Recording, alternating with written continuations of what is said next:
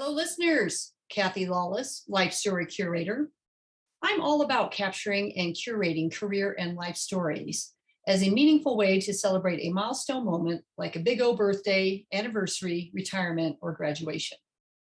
And I'm at my best when curating photo books that move your memories from the basement or your phone or your computer to the coffee table, giving you and your family and friends access to these treasured memories for years to come.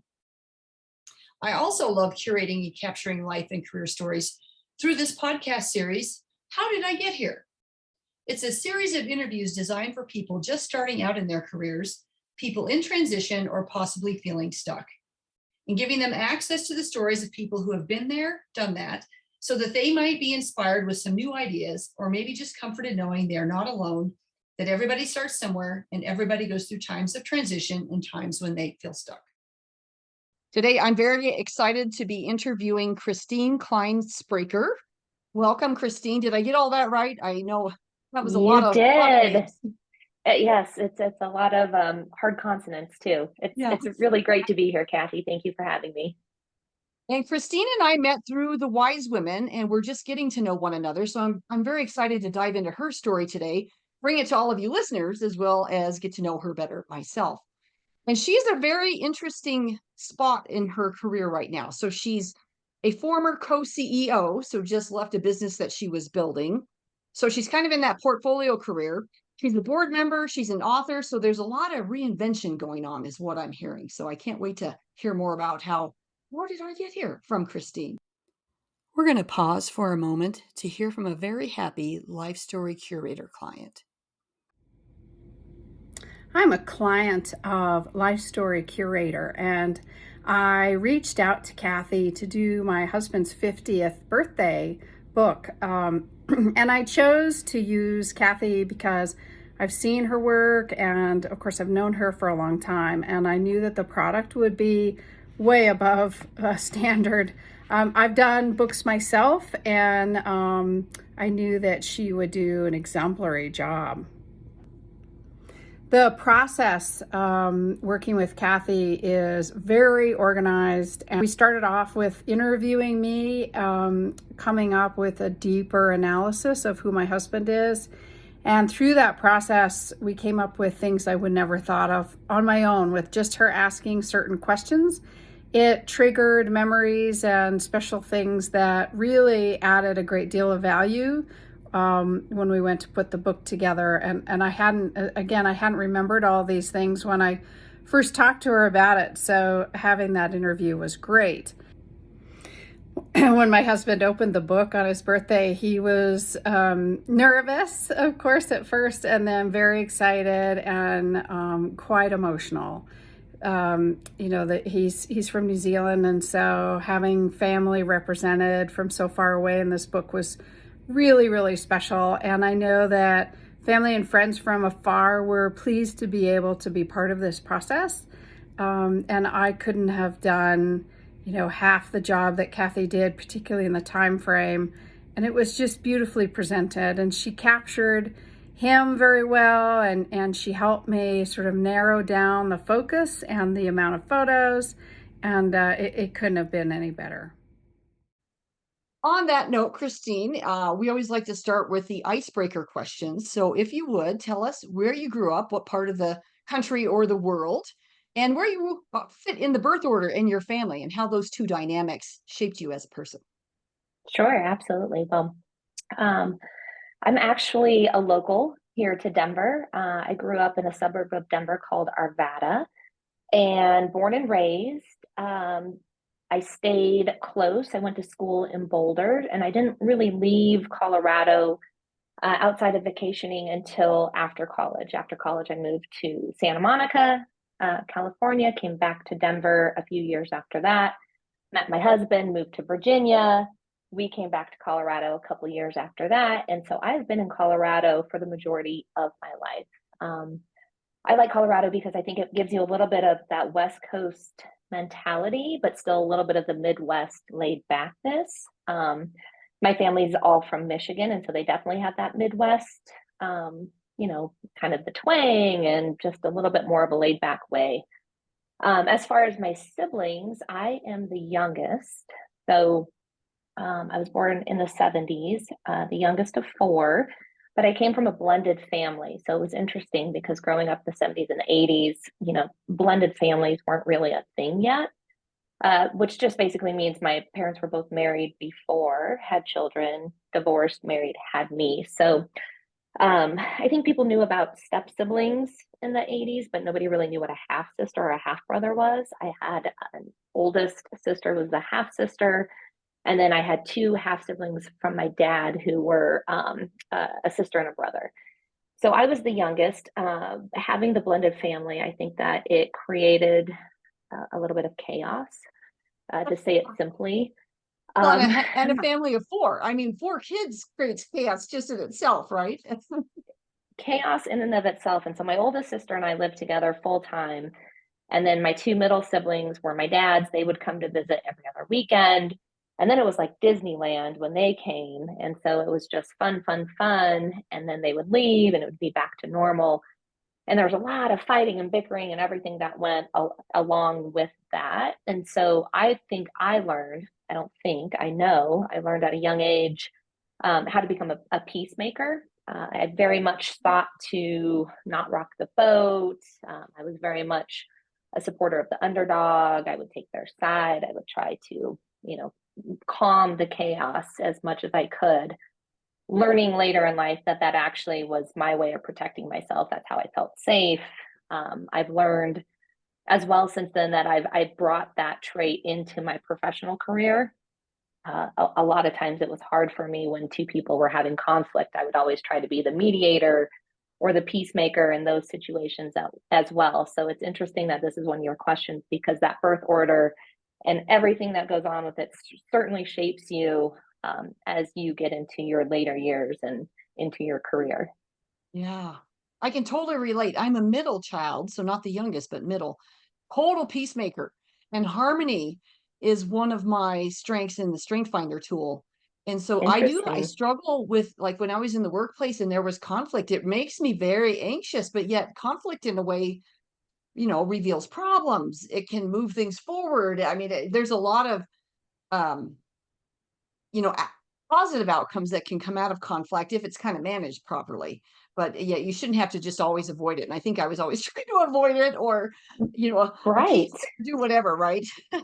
Well, I think I never learned how to deal with conflict, really. I mean, the way I did it was try to just avoid it, like you were saying. And no fault of my parents or anything like that, but they weren't taught how to deal with it. So really, it was later in my career that when I was, co-running this business with my business partner, that I actually learned how to have healthy conflict because there really can be healthy conflict. To your point about it brings problems out and it helps you just go deeper and to figure the root of problems or get to the root of a cause or root of a problem is what I'm trying to say. And so it's definitely a skill and it's something that I'm trying to teach my kids now. But having avoided it most of my life, it's certainly not natural. Yeah.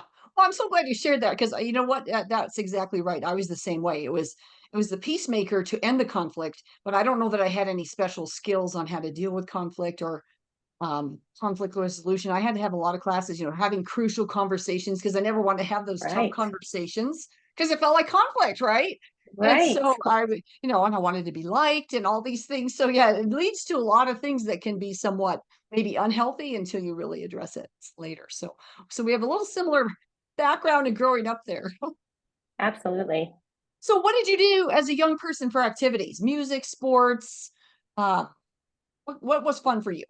I did a lot of, and my mom was one of those moms who had me try everything. I didn't have to like everything. I didn't have to do it, I didn't have to stick with it, but I had to try everything. So I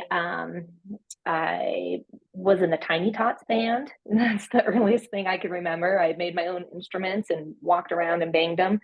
But I played piano. I played the accordion for about 6 months, which is not something many people get the opportunity to play. I was an avid swimmer. We actually had a pool in our backyard. I was really lucky, and I spent so much of my time in that pool. And I still swim today. I really, it's very cathartic for me.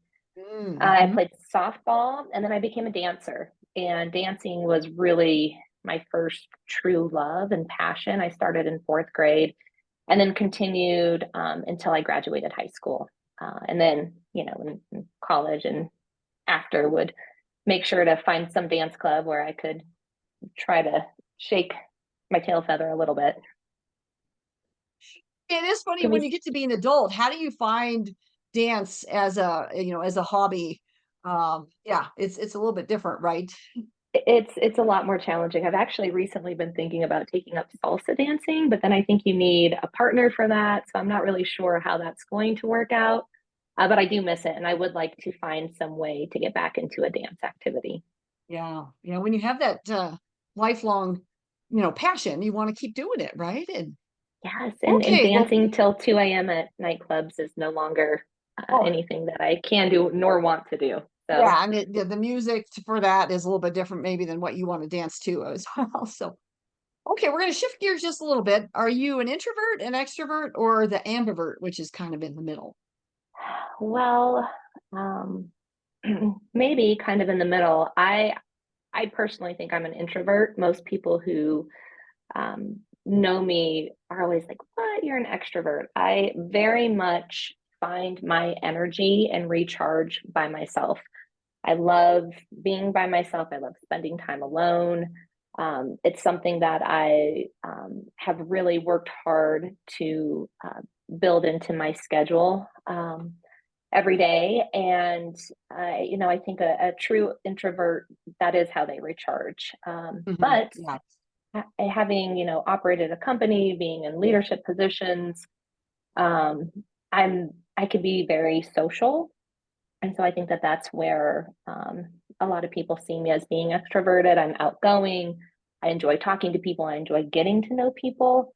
But going back to the energy portion of it, I usually am very tired after, or I don't get energized always from it. Maybe if it's a certain group of people or a small group of people, but if it's a large gathering, it usually tends to deplete me. And then I like to go home and rest and recharge.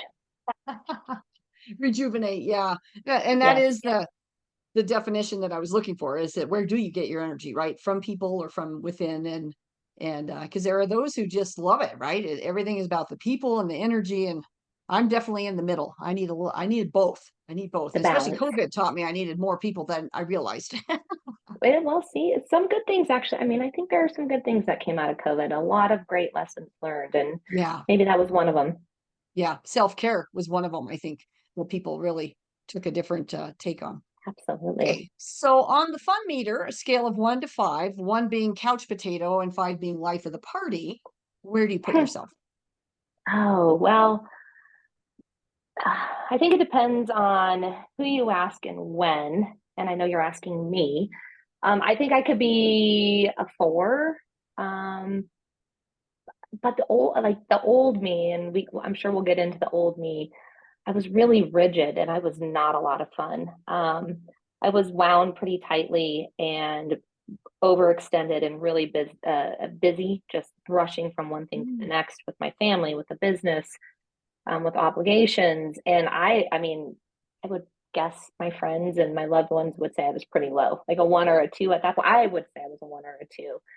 But naturally, 3 or 4, I like to get out. I like to have fun. But then going back to the introverted, extroverted question, I do very much like to just be home and recharge and meditate a lot. And I don't know if a lot of people think I'm a lot of fun when I'm meditating, but Appreciate you sharing that because, um, how we are as a young person and how we grow up, but there's a lot of demands on our time, right? And so if you're not, if you need to recharge, you got to recharge, and that can't always be the life of the party. And sometimes extroverts are life's a party, and then sometimes introverts are. So very interesting. I always like to get kind of all different components of that.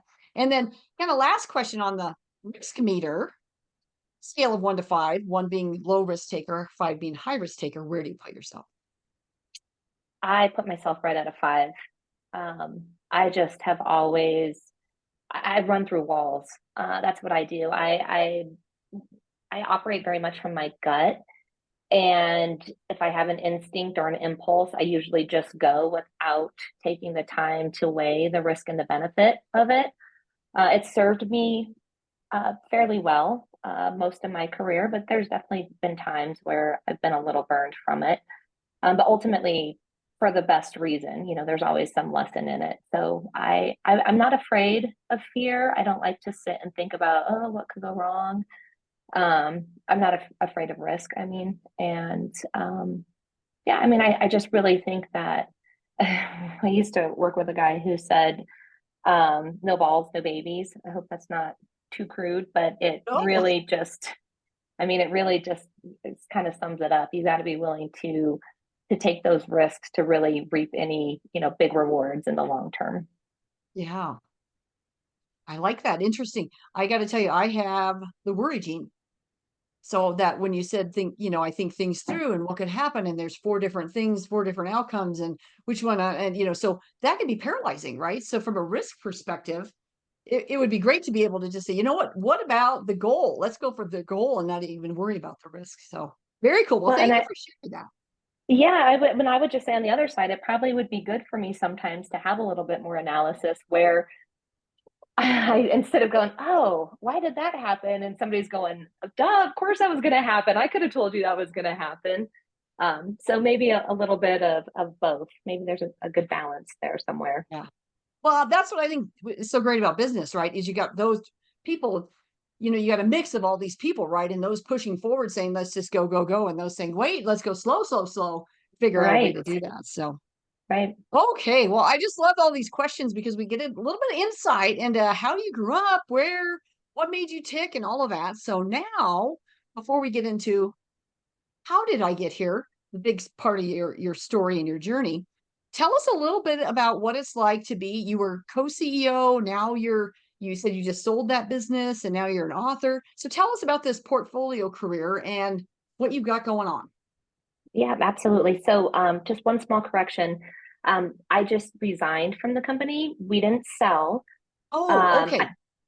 I was co-CEO along with my business partner, who was the founder of the business. He had asked me to join in 2015, and we built the business together. And it was truly the most amazing 8 years of my life. I mean, from a career perspective, I can't imagine anything better. I'm hopeful that, I'll have more pinnacles, throughout my career. But right now, looking back on it, it was just such an amazing experience. It's a healthcare technology company.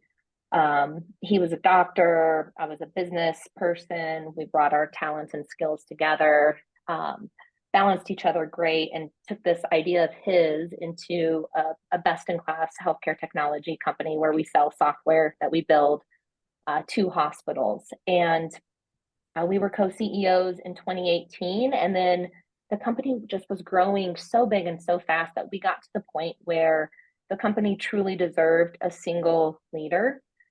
And we went back and forth about different variations of what that might look like. And ultimately, I knew that there was a next chapter in my career that allowed me to step forward and really help and empower and inspire women in a different way. And so I made the really painful decision to resign in April of 2023. And I miss the company. I miss the people. I miss our clients. I miss everybody so much. But ultimately, it really allowed me to get into a different space where I could really think about what does that look like to inspire and empower women, men, into making choices, that better serve them. And so when I resigned, I kind of went into a little bit of a cocoon for several months and just rested. I had been going for so long. I had two young children, had building the business, and really started focusing on my meditation practice and spirituality. And something I'd always loved to do was write. I've always been a writer. I did a lot of writing for the business. I was a creative writer growing up. And so I just started, I was a journaler. So I started journaling on my computer. And what happened is it kind of turned into these blog posts. I didn't mean for them to be blogs, but they're blogs. And then at the prompting of some of my friends who said, maybe you should write a book, I just started writing. And all of a sudden, before I knew it, this book was pouring out of me. And it surprisingly, it only took about 8 weeks to write. Um, and it just felt very natural. I knew nothing about writing a book, getting published, or anything like that, but I felt like I had a story to share. And ultimately, the book is titled Unwinding Perfect, and it's kind of a memoir slash self-help, maybe, book about, growing up as this people pleaser, growing up in this chaotic environment where I learned these different coping mechanisms, and then how um, that drove me to almost present this, perfect life all the time. I had the perfect husband, had the perfect job, perfect career, all of these perfect things. And then what it actually took for me to take a step backwards and say, maybe all of these things aren't serving me in the best way anymore. And so the book is about me, really unwinding some of those generational patterns and the conditioning that I had from a young child and stepping into this new place in my life. And so we had talked a little bit about the portfolio career and what it's allowing me to do now. The book comes out April 22nd of this year, 2024. And it's allowing me to have this space where I'm saying, okay, what really serves me now in this, second overture, my second overture, this second shot at my career. I loved sales. I loved building a business. How can I bring my talents to really help serve others? And so the book is the first step to that. And I'm excited to see what happens and where it goes from there. Well, I'm excited to read it. I got to say, so much of what you're saying resonates with me and why I'm even doing this podcast, because we all want to put our best presented self out there, right? Which I don't know that I was trying to put perfect out there, but probably, right? You're always trying to put your best self out there. And many times, the behind the scenes, when you finally get to talk to other people and realize everybody's got the same insecurities or challenges, or they're not always sure what to do. They got to figure it out by talking it through with other people. And how do you come up with a strategy and a vision and a mission for a business, let alone a product and a department and your life and there's all these pieces and parts. So yeah, So that's many. awesome. Mm-hmm. Yeah. Yeah. Thank you. Cool. Well, I'm very anxious to read it. So, and we were talking about your book club. It's going to have to be one of your books in your book club, right? I don't know if I could sit through a conversation where people are critiquing the book. That's true. Maybe a year from now, you'll have gone Yeah. through a whole year of living with it and sitting with it and hearing all kinds of feedback. So, okay, well, Christine, then tell us. Then let's get to the how did I get here part. So, when you were a young person, junior high, high school, you said you always were kind of writing was good. But what did you want to be when you grew up? Were you thinking you were going to be CEO? Were you thinking healthcare? Were you thinking an author? What were you thinking? None of the above, actually. I didn't know women were CEOs, just to be frank. My dad was an entrepreneur and a small business owner, and really had shown me from an early age the benefit of being an entrepreneur and owning your own business. He never had the title of CEO or anything like that, though. So I really thought that I would end up following in his footsteps. He was a builder. He owned property. He owned fun things like an arcade in Longmont when I was young. So he just kind of had his hand in a lot of different things, and I actually thought I would go work with him. So my first major was civil engineering. I thought I would get into civil engineering, and things kind of shift in college. I really liked science and math. I got a C in calculus in college my freshman year, and it scared me to death. I freaked out. I was thinking, oh my gosh, if I got a C in calculus, I can't be a civil engineer. I really had no idea how to study. I didn't know how to go ask for help. I didn't know how to advocate for myself or how to be successful. And what I did instead is I switched majors and I became an advertising major. And I never really considered myself that creative, even though I enjoyed writing. I didn't think I had much of a creative mind when it came to the marketing side of things. And so I assumed I would do account management when I graduated from college. It seemed like a safe major that would get me a college degree, and then I would figure it out from there. Unlike, people who kind of know what they're going to be from a young age. I ended up graduating and having no idea what I was going to do. I applied to a couple firms in San Francisco and New York and never heard anything back. And said, okay, well, I'm going to pack up. I'm going to move to California. I worked for the Cheesecake Factory. I was always big in the service industry. It was a great way to support myself and to earn some extra cash. And so I transferred with the Cheesecake Factory out to, I lived in Santa Monica, and so I worked for them out there. And as I was driving out, I got a call from a recruiter, and the recruiting company said, hey, you know, I've got a great job for you. You know, they have more people under the age of 30 making over $100,000, and it's all college educated graduates, blah, blah, blah. And I was sitting there thinking, I was like, yeah, this sounds great, you know, sign me up. And then she said, it's with Enterprise Rent-A-Car. And I was like, what? I was like, I don't want to go rent cars. Like I knew nothing about it. And so I was a little, you know, like, thanks, but no thanks. And got out to LA, worked at the Cheesecake Factory for a few weeks, and just, you know, I was like, what am I doing? You know, I want a 9 to 5. I want a little bit more, you know, I want my nights and my weekends. So I called them back and they said, yep, no problem, come in for an interview. And I did. And I met with the HR recruiter. Her name was Nicole. And she was this, you know, perky blonde UCLA grad. She was a cheerleader. And I thought, oh, wow, I can really relate to this woman. And she sold me on it. I mean, I was signed, sealed, delivered. So I started my first real professional job out of college was with Enterprise.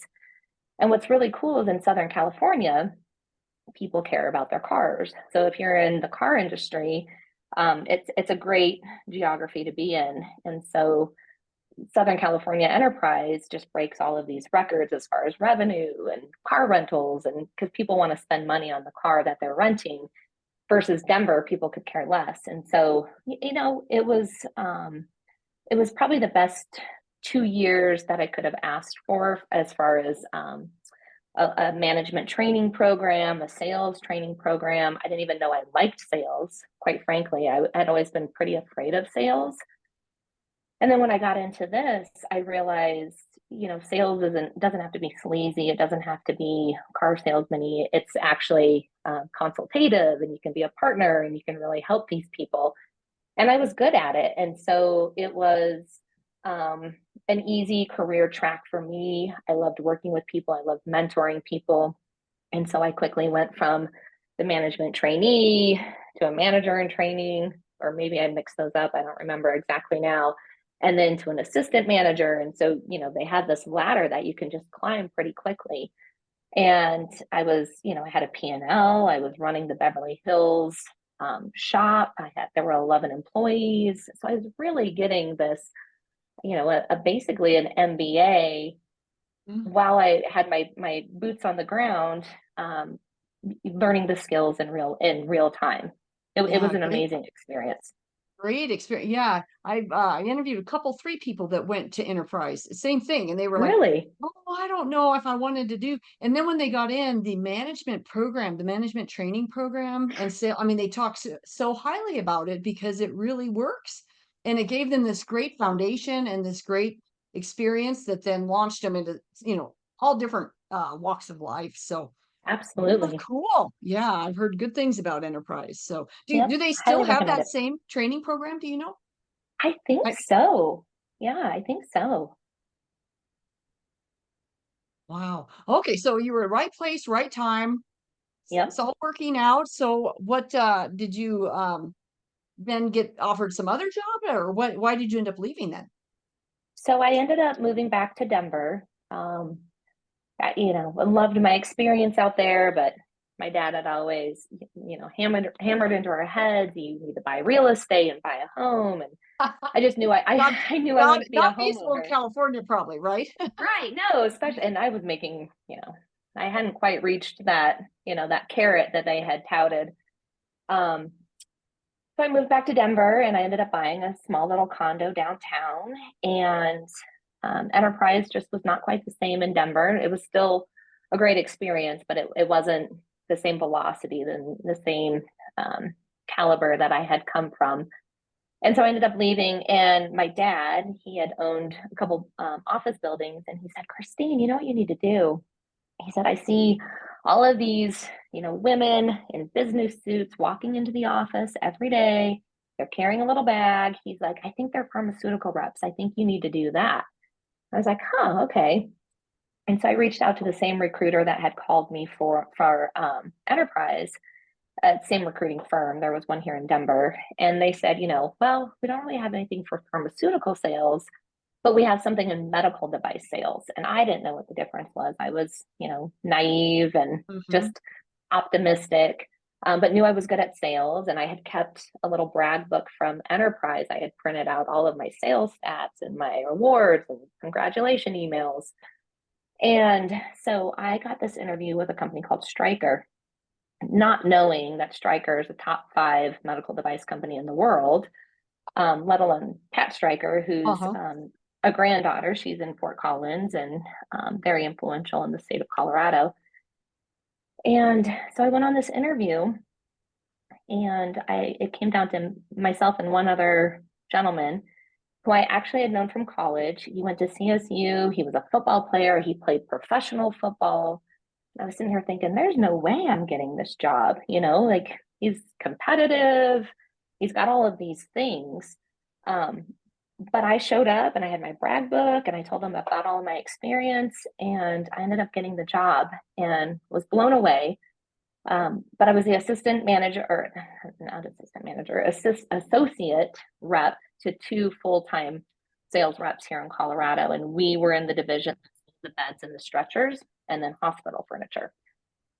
So it was a great experience for me. I learned how to navigate hospitals, and I got to do it under the tutelage of these 2 reps.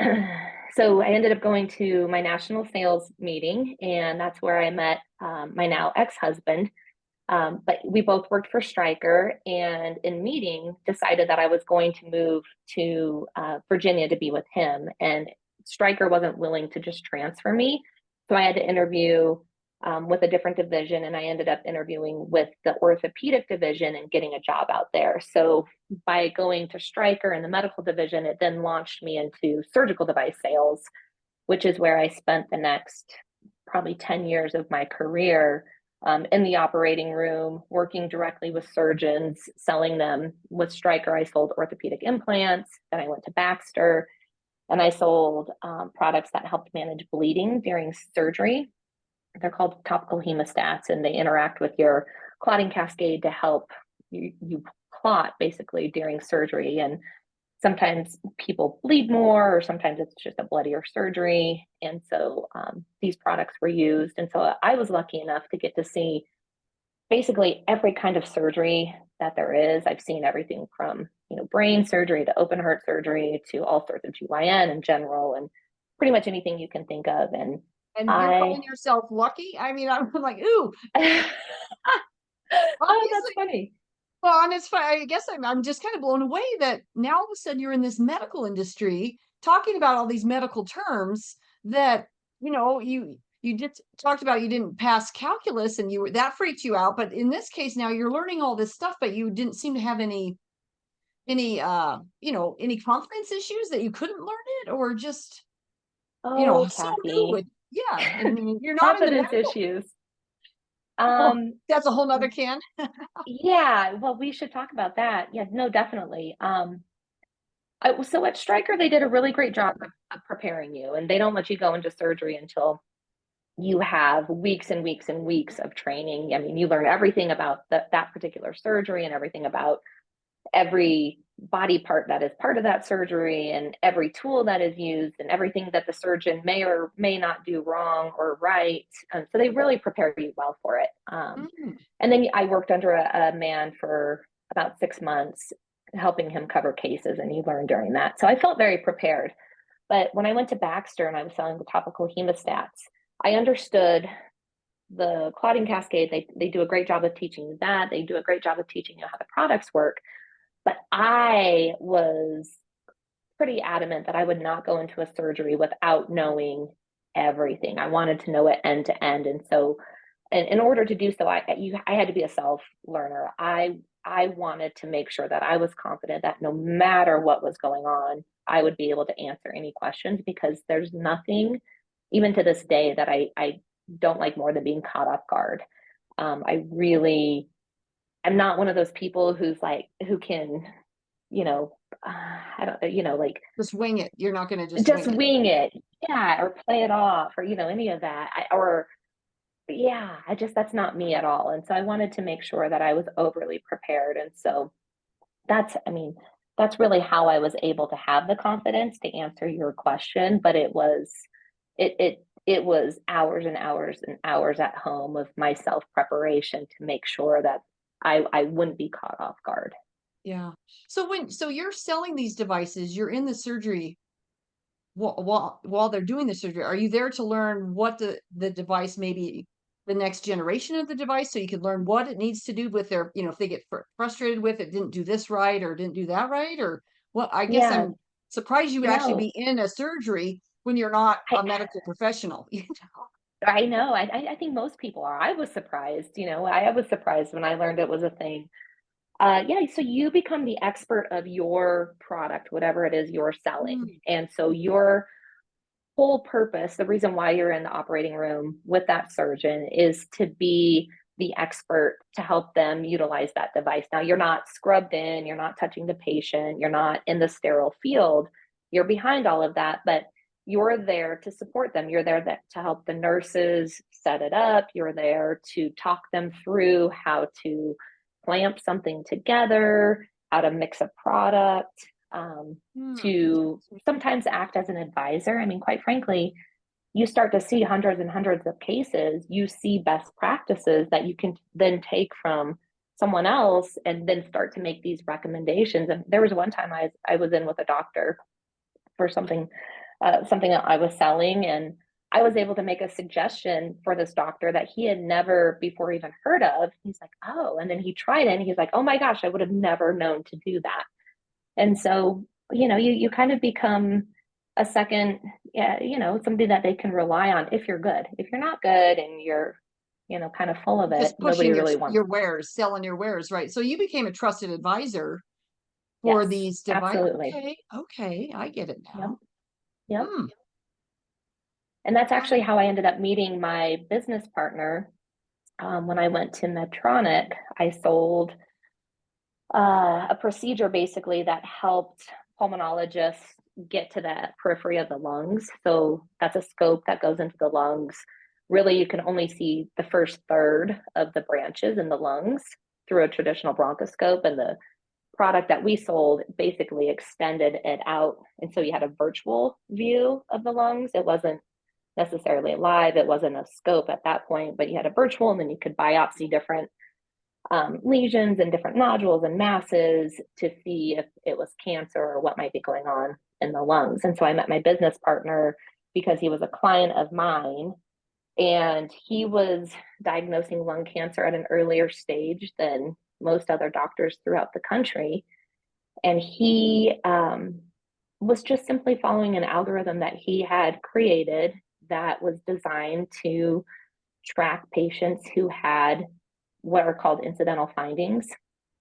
I won't bore you with all the details of it, but basically, if you go in for some type of medical imaging and they're looking for, let's say you're in a car accident and they're looking for a broken rib, sometimes they'll find something else than what they're actually looking for. So in this case, Ah, instead of a broken rib, they find a spot on your lungs. And 70% of the time, those patients would go unfollowed or untracked. And so what my business partner was doing is he was just making sure that those patients were tracked. And so because there was no software to do it, it was a lot of time and energy and burden on his staff. And so he said, I'm going to start this company, come join me. And this is kind of where that risk question comes in. yeah, I left this nice cushy job and went and worked for a startup, and it turned out really great. but a startup is risky. I get it. I get it, right? Yes. And Yes. you left a cushy job where you were established and you knew what you were doing. Yeah, I get it. Didn't it? And it has I had healthcare a, and long and a yeah, runway and established, yes, big company. Yeah. income, a ladder. I had a company car, everything was basically paid for. And I literally did not think twice about it. I was like, okay, great, let's go do this. I know we Yeah. can do it. I know there's a problem. I believed in myself. I believed in him. I thought he had the solution, and we went and we did it. Yeah. So what was the draw then? I mean, was it that you got to be part of something new? So what was it that kind of gave you the juice enough to say, I really kind of I'm proving myself. I don't want to start over again, but yet you're willing to do a startup. Yeah, great question. So I think part of it went back to my dad. I think I said that I always thought that I would follow in his steps. I thought I'd be a small business owner out of college, and I just, by happenstance fell into these large corporations, first Enterprise, then Stryker, Baxter, Medtronic. And these large corporations, they offer a lot of that security that we just talked about, a lot of that cushion, they're stable. Um, but I just felt like there was something more. There was this inner impulse inside of me that was just saying, this is the ride of a life. Like, this is something really big, and you can change lives, and you can stretch yourself. And I got to do all of those things, and I have a ton of imposter syndrome during it, which I'm happy to talk about as well, because that was a big part of some of my career. Yeah, making that big change.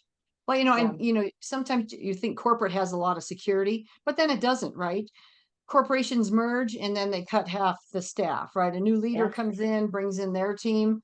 We got to cut the people that are there. So sometimes it can feel like that's the safe route to go, but then that's Yep. not always safe either. So Yep. it's really Great about point. both. Seems like you had that entrepreneurial DNA though. Then that was kind of what was niggling back there saying, well, I should do this startup thing. I And, think so. and you said 8 years, that's a great run and it's still going strong, right? You said the reason you left is because it was, it needed more from you probably, and you were doing so much already, right? That, Yeah. Well, or it was just time, sounds like too. yeah. I mean, a combination of both, really. It was 8 years. And I said it was the best 8 years of my career, hands down. My children were young when we started the company, and that was 2015. So they were 6 and 4. And after 8 years of really taking really, really long weeks and lots of travel and missing out on a lot, and quite frankly, just being um, burning the candle at both ends, I knew that we all knew that the company needed, it was time to have a single CEO. And it was that time. I go back to that inner impulse. I had this impulse that, what, it's time for me to step away. But I will say this, um, it really was scary. It was the scariest decision I've ever had to make. And it really required me to be vulnerable in a way that I don't I didn't know that type of vulnerability existed, because I was stepping away from a pretty big title.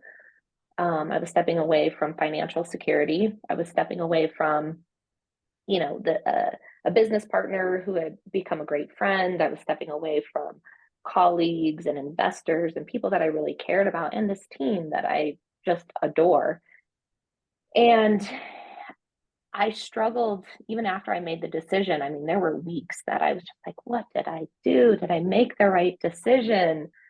Um, but I had started seeing a therapist, and my therapist had said, Christine, you've learned to do this dance from a young age. And so you continue to do this dance throughout life, and you find people that you can do this dance with. He said, in order for you to truly be vulnerable, you have to be willing to change the dance steps. And by changing the dance steps, you learn a new dance. And so, that just really stuck with me and resonated with me, where, okay, like maybe it's time for me to do this new dance. And then by being vulnerable, by taking that new risk of stepping away from this business that I adored, is when I was able to really just sit and be with myself and rest and recuperate, but then also is when the writing started, and it's like this new dance is beginning, and I don't know all the dance moves yet. I'm far from even knowing, but I'm starting to learn them. I kind of like it. Yeah. Well, and being the risk taker that you are, this is that's got to be kind of exciting too. I do get though that the older we get, the risks change, right? Because the stakes are higher with having kiddos and more responsibilities than when you're just a Yes. single person. Go to California, or I'll go here, or yeah, or Right. even two people. When there's little ones involved, it really changes the stakes in terms of all the risk taking. So, well, very cool. I love how now we've come back to the dance again. This is very Yes. interesting, right? And did that therapist know about your whole dancing passion and that was a hobby and I something don't you think loved doing? so. No, and I didn't mean for this to come back in that way, but metaphorically, I mean it really has. Yeah, no, I think that's just something he used probably with his patients as a Yeah. way to describe it. Or just in looking at your life, the way he was seeing how you were interacting with people and decisions and the dynamics in your world. So very cool. Yes. Well, we could go on for a long time. So I feel like we've finally kind of got to now today, so which is great. So let's go ahead and start wrapping up. If you would share with us, when you look on things now, what do you think has served you best? Characteristic, a strength, maybe a discipline. What served you best as you were coming through your career and coming through life? Yeah, I would say, well, I would say three things. Two of them, considered positive, one of them maybe not, but optimism and tenacity, the hands down. I'm naturally an optimistic person, and I very much believe that things will work out for the best no matter what, even when something you're going through something hard, and as much as there's a struggle, there's always a lesson or something valuable or beneficial that will come from it. Um, and then the tenacity, just the willingness to get back up and do it again. There's a saying about being an entrepreneur. It's, getting punched in the gut, going to bed and waking up to do it all over again the next day. To And get I, punched in the and gut again tomorrow, right? yes, and it's true. And but that also brings in the optimism of knowing, all right, well, I'm going to be punched in the gut, but I'm also going to be okay. I'm going to Mhm. make it work.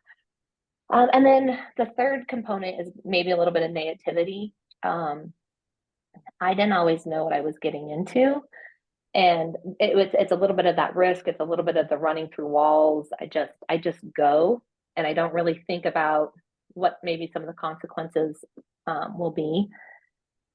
And it served me well. I think I probably, if I had stopped to consider some of the consequences, I maybe would not have taken some of the chances that I did.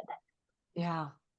Well, I think it works, right? You're a little naive, but you're excited about it and you're optimistic, and then you're going to make it work, right? With the tenacity. So I think all those things line up together and they totally work. They totally work. Yeah, they were a recipe that worked well for me. Yeah, because maybe any one of those things on their own couldn't sustain, right? But you put all three together, and that really is a formula for success. Well, for you anyway. So awesome. For me, yeah. Thank you. Okay, well, last question then. Any words of wisdom that someone shared with you that really impacted you at maybe a low point, or maybe a point when you were in a funk, or maybe just words of wisdom you use for yourself that really might resonate for some others?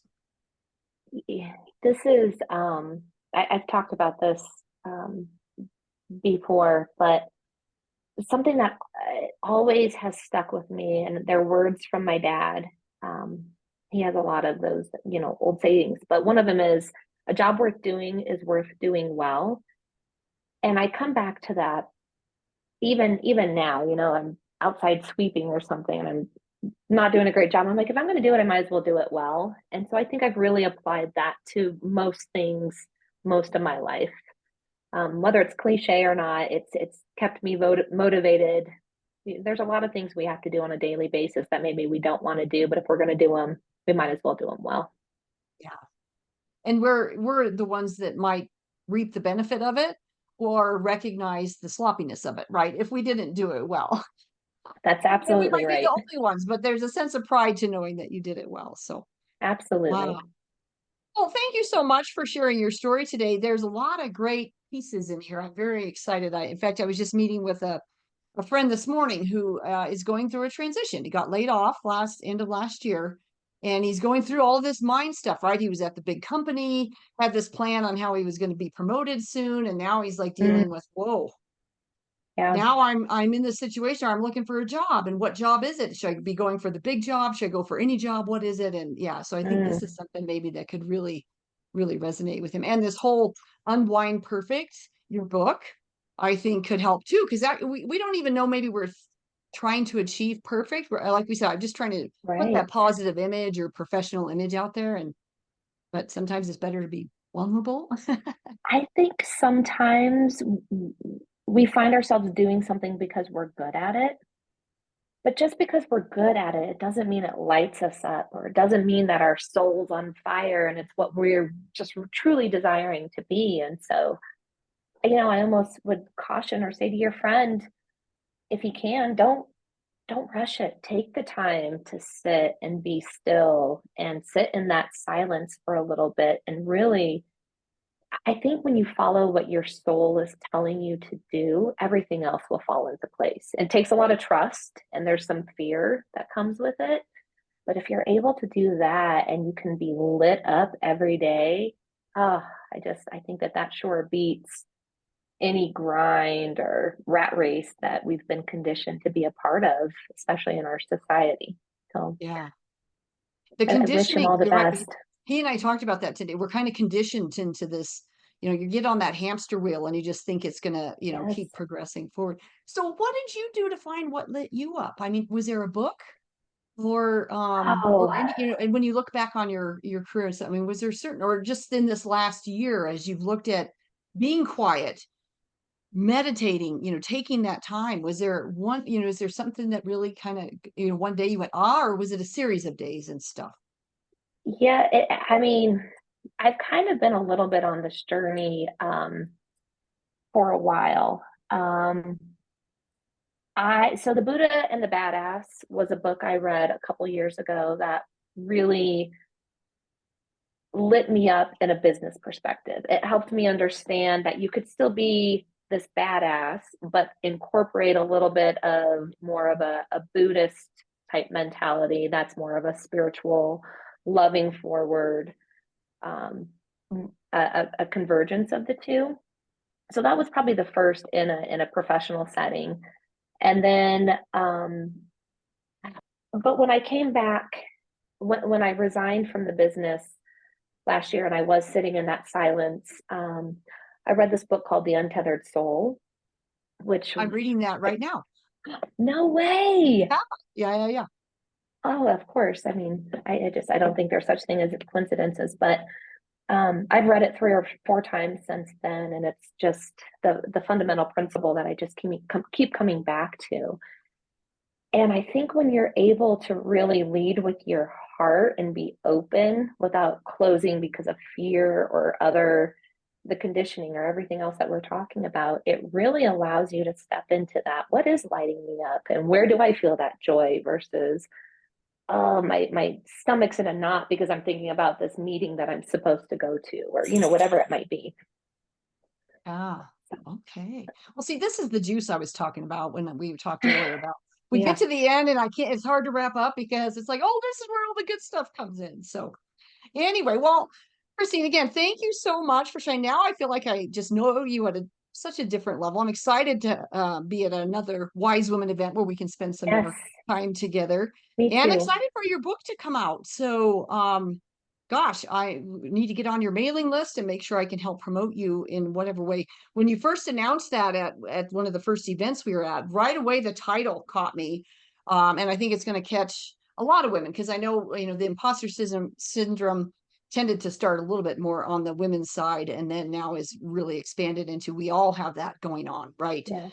Now that there's a label for it, it makes a lot of sense what was going on for people. So And anyway, just to talk about that real quick, I will say, to your point, it's not just women. I yeah. mean, I certainly felt it. I didn't know it was a universal thing, but as I started sharing it at company meetings, or talking about it, people would come up to me, both men and women, and say, "Thank you for sharing that. Like, I can't believe you had imposter syndrome. I have it," and they want to talk about it. And so the more we normalize it, maybe the less we'll feel like an imposter, or at least we can say, "Hey, I'm feeling not confident about this. Can you help me?"